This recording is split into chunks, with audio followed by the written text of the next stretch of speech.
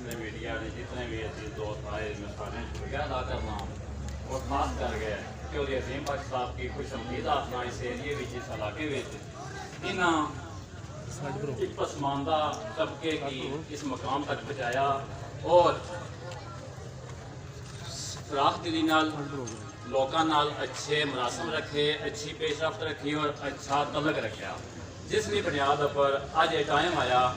कि राजा फारूक हैदर साहब अपने दोस्त की नवाजिया और मुस्लिम लीग नून की कत्ल किया गया। मैं इस पर उनकी मजम्मत करना और इंशाअल्लाह अगर अल्लाह ने चाहा तो इंशाअल्लाह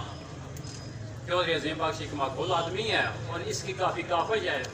जिसकी बुनियाद पर इंशाअल्लाह अगर इन्होंने फैसला किया इलेक्शन लड़ने का और ये आवाम का जमने का फिर इंशाअल्लाह इस बात का सबूत देगा कि वाकई कोई कैंडिडेट था, कोई लीडर था। मैं ये आपसे दावा करवाना चाहता हूँ,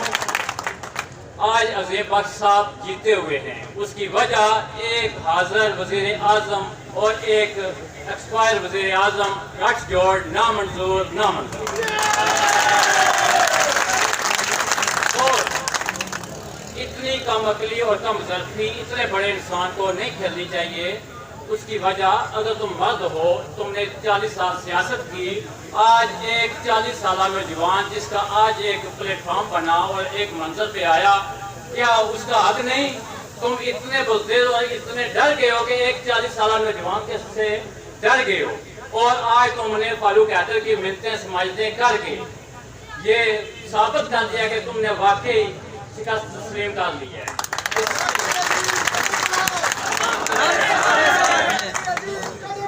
हम तुम्हारे साथ हैं।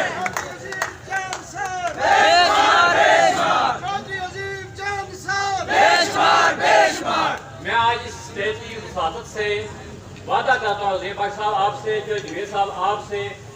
आपको टिकट मिलता है तब भी, अगर नहीं मिलता तब भी, जिस फैसले के आप हकदार जो करना है आप करें, हम आपके साथ हैं। हाल आता है